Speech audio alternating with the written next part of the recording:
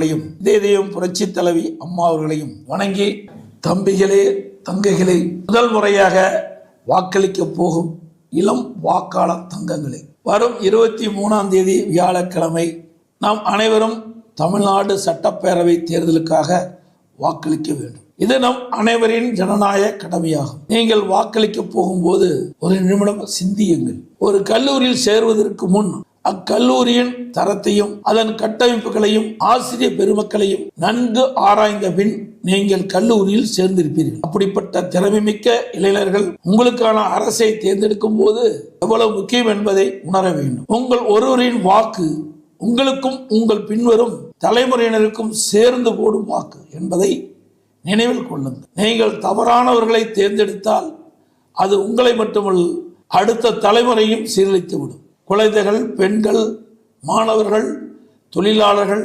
விவசாயிகள், நெசவாளர்கள் என பல்வேறு தரப்பட்ட மக்களின் வாழ்வாதாரம் உங்கள் ஓட்டில் உள்ளது. அனைத்து இந்திய அண்ணா திராவிட முன்னேற்ற கழகத்தை தோற்றுவித்த புரட்சி தலைவர் எம்ஜிஆர் அவர்கள் இளைய சமுதாயத்தை மனதில் வைத்து ஆரம்ப கல்வியில் சத்துணவை கொண்டு வந்தார். புரட்சி தலைவர் எம்ஜிஆர் குறைந்த கட்டணத்தில் ஏழை எளிய நடுத்தர மாணவர்கள் கல்வி கற்க வேண்டும் என்ற தனியார் பொறியியல் கல்லூரிகள், பாலிடெக்னிக் கல்லூரிகள், கலை அறிவியல் கல்லூரிகள் தொடங்க அனுமதி கொடுத்தார். அதன் மூலமாக பல்வேறு நாடுகளில் இந்திய அளவிலும் உலக அளவிலும் உயர் பொறுப்பில் தமிழ்நாட்டைச் சேர்ந்தவர்கள் இருக்கின்றார்கள். புரட்சி தலைவி அம்மா அவர்கள் பள்ளிக்கல்வி, உயர்கல்வி மாணவர்களுக்காக என்று இலவச சைக்கிள் மற்றும் லேப்டாப் கொடுத்து மாணவர்கள் முன்னேற்றத்திற்கு வழிவகுத்தார்கள்.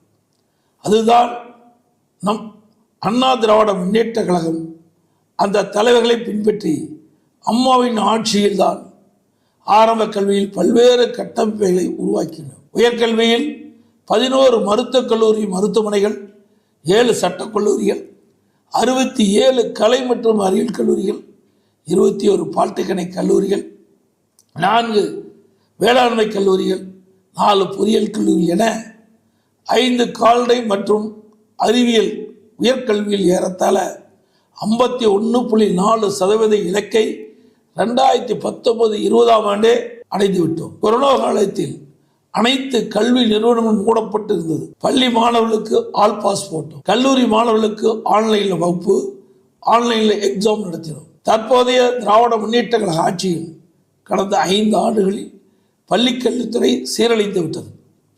மாணவர்களிடையே போதைப்பொருள் கலாச்சாரம் ஊடுருவி அவர்களின் எதிர்காலம் பாதிக்கப்படும் நிலை உருவாகியுள்ளது. இந்த நேரத்தில் படித்த இளைஞர்களாகிய நீங்கள் 2 கட்சிகளிலும் சீர்தூக்கி பார்த்து அதன்படி உங்களின் எதிர்காலத்தில் சிந்தித்து வாக்களிக்க வேண்டும். திமுகவை விரட்ட வேண்டும் என்ற எண்ணத்தோடு உள்ள நீங்கள் உங்கள் வாக்குகளை வேறு யாருக்கும் போட்டு வீணடிக்காமல் அனைத்து இந்திய அண்ணா திராவிட முன்னேற்ற கழக தலைமையிலான தேசிய ஜனநாயக கூட்டணி கட்சிகள் அதிக வாக்குகளை பெற்று அமோக வெற்றி பெறவும், அனைத்து இந்திய அண்ணா திராவிட முன்னேற்ற கழகம் தனி பெரும்பான்மையோடு வெற்றி பெற்று ஆட்சி அமைக்கவும் எங்களது தேசிய ஜனநாயக கூட்டணி கட்சிகள் சின்னங்களான இரட்டை சின்னம், தாமரை சின்னம், மாம்பழ சின்னம், குக்கர் சின்னம் ஆகிய சின்னங்களில் பெருவாரியான வாக்களித்து வெற்றி பெற செய்யுமாறு அன்புடன் கேட்டுக்கொள்கின்றேன்.